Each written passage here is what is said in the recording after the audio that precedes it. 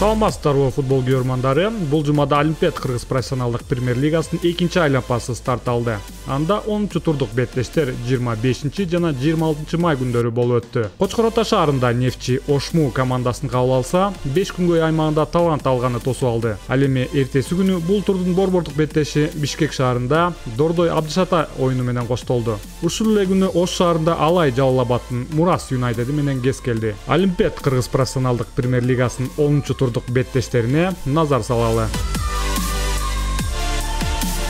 25 майда Кочкор Ата шаарындагы Нефтяник стадионунда жергиликтүү Нефчи Ош шаарынын студенттерин кабыл алды. Бул эки команда биринчи айланпанын соңку беттешинде кызуу беттеш тартуулап, анда Нефчи 3-2 эсебинде конокто 3 упайга ээ болгон.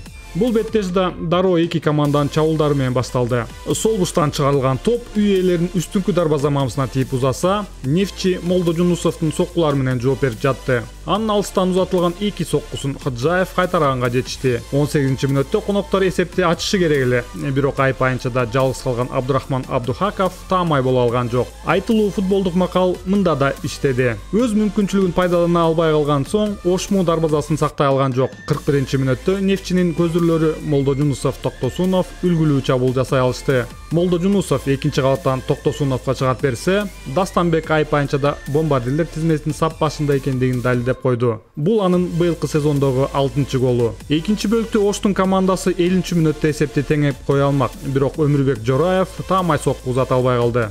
55-мүнөттө Нефчи эсепти 2 кылмак, бирок Дастан Токтосуновдун чыгарып берүүсүн алмашуудан чыккан Азамат Бектемиров текке кетирди. 80-мүнөттө Ошмунун айпайынчасына кооптуу абал жаралды. Кайрадан эле чабуулчулар пас алышкан менен Хаджаевдин дарбазасына сокку узата албай убара болушту.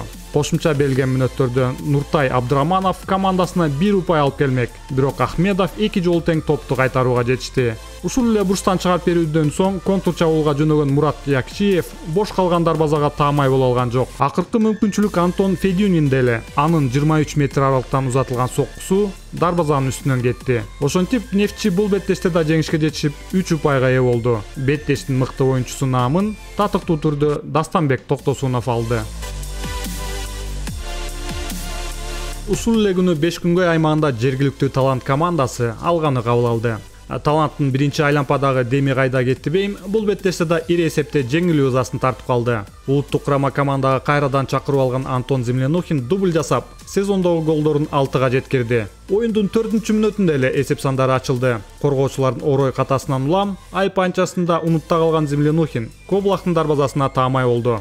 17-мүнөттө Азимбек Алымбеков жооптук голду киргизүүгө аракет кылды, бирок ал да таамай болгон жок. 35-мүнөттө Акималиев өз командасын чындап сактады. Алыстан узатылган соккуну кайтара алды. Биринчи таймдын соңунда сол тараптан Жалилов Абиловго пас чыгарып, Эрнастын соккусу эсепти 2 кылды. Экинчи таймдын 63-мүнөтүндө Жумабековдун соккусун Акималиев коо секири менен тосуп кетти. Буга алга 67-мүнөттө Землянухиндин үлгүлүү голу менен жооп берди.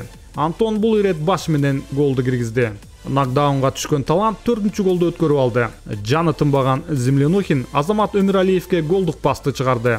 Өмүралиев Коблактын дарбазасына 4-чү голду киргизди. Ошентип алга чемпионаттагы 5-чи жеңишине ээ болду. Беттештин мыкты оюнчусу наамы татыктуу түрдө Антон Землянухинге ыйгарылды.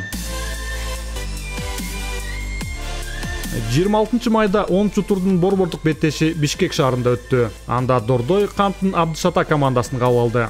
Бул кыска аралыкта эки команданын 3-чү жолу кездешип жаткан учуру болду. Беттеште гол 17-секундта эле жаралмак, бирок Талабичтин соккусу кубаттуу болбой калды.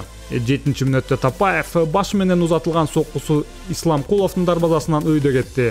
32-мүнөттө үй ээлери эсепти ачты. Муралим Ахмедов таамай эмес берилген пасты сол канаттан алды да түз эле айпанчасына бергенге жетишти. Темирболот Тапаев жон гана бутун тосуп коюусу керек эле. Так ошондой болду. Абдышата жооптук голду киргизүүгө 62-мүнөттө жакын эле. Чомоев катага жол берип алды. Бош калган дарбазага Мирбек Ахматалиев гол киргизе албай калды. 71-мүнөттө Маркович контур чабуулда Изаковду оңой эле алдап өтүп, сокку узата алды. Исламкулов бул жолу өз ордунда болду. 80-мүнөттө Дордой дагы бир кооптуу чабуул жаратты. Турсунали Рустамов капталдан чыгарган топто биринчи болгону менен анын соккусу дарбазачыга болуп калды. Калган мүнөттөрдө канттык команда гол жарата албай жеңилүүгө дуушар болду.